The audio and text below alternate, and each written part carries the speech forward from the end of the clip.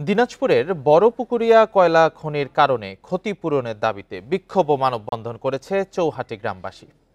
সকালে বড়পুকুরিয়া কয়লা খনির মূল ফটকের সামনে জীবন ও বসতভিটা রক্ষা কমিটির আয়োজনে এ কর্মসূচির আয়োজন করা হয়। মানববন্ধনে কয়েকশো গ্রামবাসী অংশগ্রহণ করেন।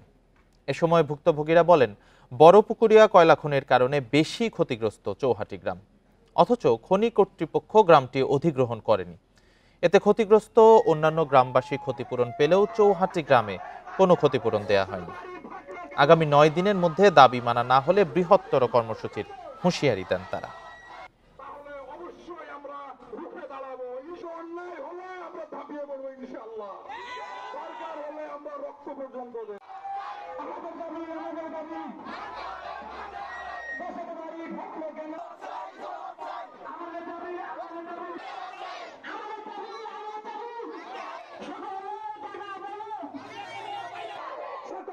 টাকা পাইল